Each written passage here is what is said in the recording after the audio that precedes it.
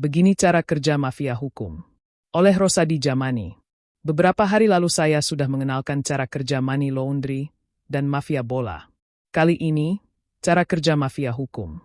Sambil mencari tukang cukur, maklum mau lebaran, kita kupas sindikat hukum yang membuat negeri ini sulit mencari keadilan. Selamat datang di Indonesia. Negeri di mana keadilan adalah sebuah konsep abstrak.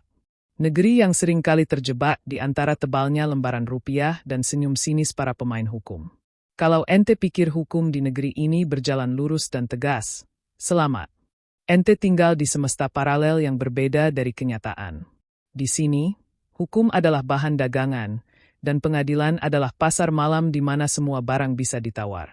Ya, mulai dari vonis bebas hingga hukuman seumur hidup. Tergantung isi dompet dan siapa yang pegang kendali remote. Mari kita telusuri cara kerja mafia hukum di negeri 62 ini, yang lebih canggih dari skenario film mafia Italia. Bedanya, di sini nggak perlu pistol atau mobil mewah. Cukup kertas berwarna merah atau hijau, dan semuanya beres. Pertama, suap dan gratifikasi. Pernah dengar pepatah, uang bukan segalanya. Di dunia hukum Indonesia, pepatah ini nggak berlaku. Di sini, uang adalah segalanya. Mau jadi tersangka tapi bebas? Gampang, tinggal slip amplop tebal ke tangan yang tepat. Vonis mati jadi bebas? Tinggal upgrade dari amplop jadi koper. Kalau koper masih kurang, tinggal tambahin bonus liburan ke Maldives. Beres. Siapa yang butuh pengacara andal kalau ente punya koneksi langsung ke tukang stempel putusan? Kedua, pengaturan kasus, case fixing. Kalau ente pikir pengadilan itu tempat serius penuh integritas, maka ente belum pernah lihat bagaimana pengaturan kasus bekerja. Di sini, kasus bisa diatur hasilnya bahkan sebelum sidang dimulai. Pengacara nggak perlu repot menyusun argumen hukum. Cukup duduk di kafe, pesan kopi, lalu bisik-bisik manja ke hakim. Dalam hitungan hari, hasil putusan bisa diatur sesuai pesanan. Kalau kliennya kelas kakap, bisa jadi si hakim udah nyusun draft putusan sambil rebahan di pantai Bali. Ketiga, kriminalisasi dan dekriminalisasi. Punya musuh politik atau saingan bisnis? Jangan khawatir, mafia hukum siap membantu. Tinggal kasih tahu nama target, kirim transfer awal, dan lihat bagaimana orang itu tiba-tiba jadi tersangka kasus korupsi fiktif. Sebaliknya, kalau ente tertangkap tangan korupsi triliunan, nggak usah panik. Kalau bayarannya cocok, status tersangka bisa tiba-tiba menguap seperti embun di pagi hari. Hukum di sini fleksibel, kayak permen karet, bisa ditarik ke segala arah sesuai kebutuhan. Keempat, permainan barang bukti. Barang bukti di Indonesia itu kayak hantu. Ada tapi nggak kelihatan, atau tiba-tiba muncul dari tempat yang nggak terduga.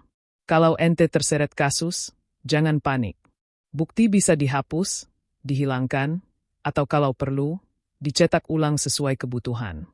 CCTV yang merekam kejahatan bisa tiba-tiba rusak. Dokumen penting bisa kebetulan terbakar karena konsleting. Saksi kunci bisa tiba-tiba hilang karena jalan-jalan ke luar negeri dengan tiket tanpa tanggal pulang. Ajaib, kan? Kelima, penundaan atau percepatan proses. Kalau ente nggak mau kasusmu diangkat media, tinggal mainkan jurus delay. Tunda-tunda sidang sampai semua orang lupa. Tapi kalau ente buru-buru mau bebas, tinggal bayar percepatan. Proses yang biasanya makan waktu bertahun-tahun bisa dipangkas jadi seminggu. Ada jalur VIP di pengadilan. Wah, yang satu lewat pintu rakyat jelata, yang satu lagi pakai eskalator khusus ke ruang sidang eksekutif. Keenam, intervensi dari pihak eksternal. Pernah dengar istilah telepon dari orang atas? Itu bukan mitos.